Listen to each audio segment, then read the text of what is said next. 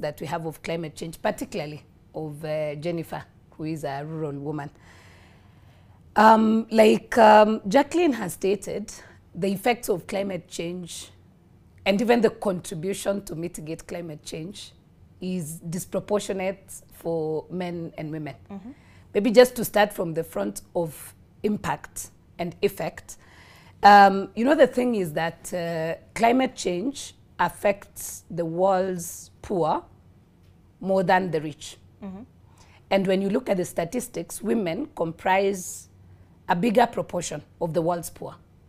Women also, because of their gender roles, are much more natural resource dependent in our households. Because if you look at the gender roles, I think like Jacqueline rightfully put, if it's the issue about providing food, your vegetables, where will it come from?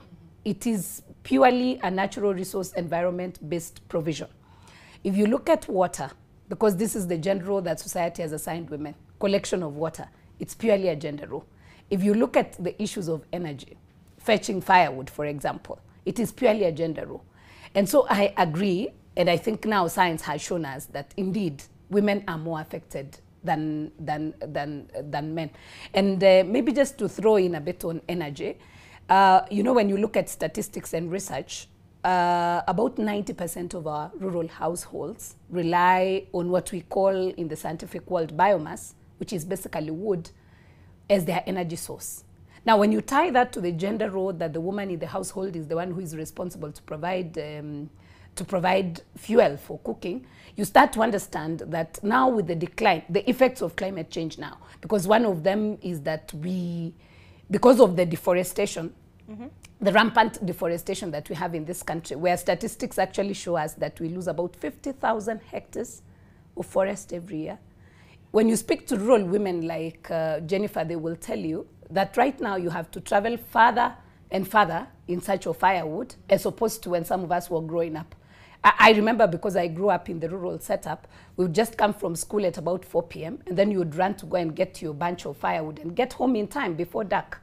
But right now, if you look at the situation, it has changed. Access to wood, access to good firewood has declined over time. So that means that women have to invest much more time to go and look for firewood, for example.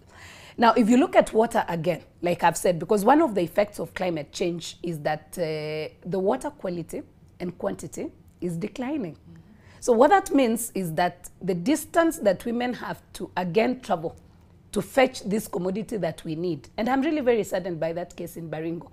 By the time a 3-week lactating mother is leaving the baby, going and looking for water, it actually tells you, Olive, that she had no other options left. Mm. And so what it means is that they now have to travel further and further and further in search of water.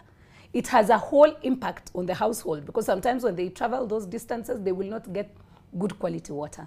What that means is that she'll bring in water that is not potable, the household will consume it, you start to have increased cases of diseases like typhoid and all those.